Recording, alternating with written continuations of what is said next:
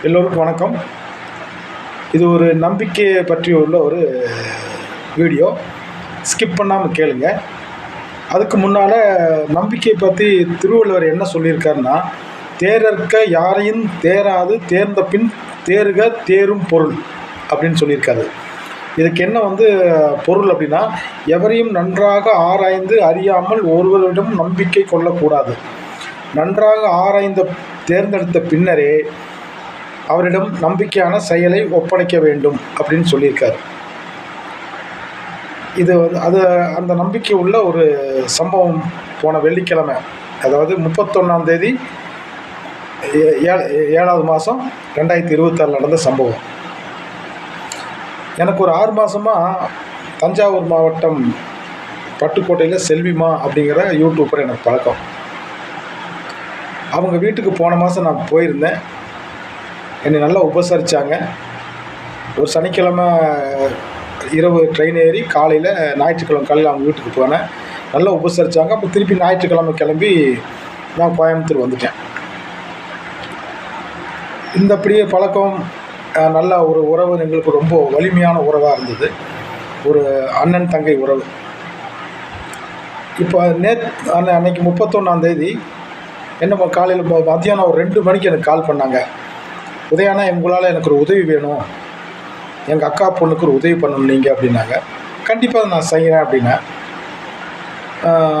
என்ன உதவின்னு எனக்கு தெரியாது. கோயம்புத்தூரில் யாராவது தெரிஞ்சவங்க இருக்காங்களா சின்னம்மான்னு அக்கா பொண்ணு கேட்டா, அதனால் நான் உதயானா இருக்கார், நீங்கள் அவர்கிட்ட பேசிக்கோ அப்படின்னு சொல்லி என்கிட்ட சொன்னாங்க. என்கிட்ட அந்த பொண்ணோட நம்பரும் கொடுத்தாங்க. உடனே அந்த பொண்ணுக்கு நான் ஃபோன் பண்ணி பேசினேன்.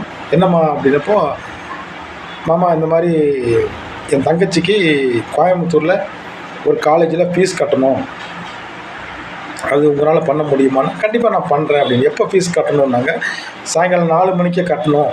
ஒரு இடத்துல 3 மணிக்கு போய் ஒரு கார் கம்பெனி இருக்குது, அந்த கார் கம்பெனியில் போய் 3 மணிக்கு பணம் வாங்கிட்டு நீங்கள் அங்கே போய் கட்டணுன்னாங்க. நான் எவ்வளோ பணம்னு கேட்டேன். 1,85,000 ரூபாய்னாங்க. என்னடா அது, நிஜமாகவே செல்விமாவை நான் பார்த்துருக்கேன். அந்த பொண்ணை நான் பார்த்தது கூட கிடையாது. முதல் முறையாக நான் பேசியிருக்கேன். அந்த செல்விமா சொல்லியிருக்காங்க, உதயன்னா நம்பிக்கையான ஆள், அதெல்லாம் நம்பி நீ பண்ணலாம் அப்படின்னு. அந்த நம்பிக்கையின் பேரில் எங்கூட சொன்னாங்க. உடனே 3 மணிக்கு சம்மந்தப்பட்ட கார் கம்பெனிக்கு போனேன். அந்த பொண்ணு ஃபோன் பண்ணி சொல்லிட்டாங்க, இந்த மாதிரி எங்கள் மாமா வருவாங்கன்னு சொன்னோன்னா போய் அந்த company owner car company owner எந்த கேள்வியும் கேட்கல. 1,85,000 மிஷின் வச்சு கவுண்ட் பண்ணி பார்த்துக்கோங்க சார் அப்படின்னு சொல்லி கொடுத்தாரு. உடனே பணம் வாங்கினோடனே அந்த பொண்ணுக்கு ஃபோன் பண்ணி, நான் 1,85,000 வாங்கிட்டேன் அப்படின்னு சொல்லிவிட்டு நான் அங்கேருந்து கிளம்பி, என் வீட்டிலேருந்து அந்த காலேஜ் 30 கிலோமீட்டர், 4 மணிக்குள்ள கட்டணும். நாங்கள் பணம் வாங்கும்போது 3:15 மணி. நான் உடனே கிளம்பி போயிட்டேன் அந்த காலேஜுக்கு. க்ளோஸ் பண்ணுற டைம் ஆச்சு. ஆக்சிஸ் பேங்க்கில் போய் கட்டணும். உடனே சார் க்ளோஸ் பண்ண போகிறோம்னாங்க. இன்னும் எனக்காக 10 நிமிஷம் ஸ்பெண்ட் பண்ணுங்கள், நான் ரொம்ப தூரத்தில் வந்திருக்கேன்னு சொல்லிட்டு பணம் 1,85,000 கட்டியாச்சு.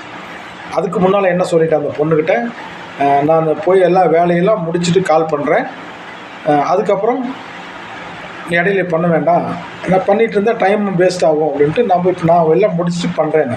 அந்த பொண்ணு நான் சொன்னது கட்டுப்பட்டு ஒரு கால் கூட பண்ணலை. இப்போ சப்போஸ் அந்த இடத்துல நான் இருந்திருந்தேன்னா நமக்கு பணம் வாங்கியிருப்பாரோ, போய் காலேஜுக்கு போயிருப்பாரா அப்படின்னு ஒரு சந்தேகத்தில் நான் இருந்திருப்பேன்.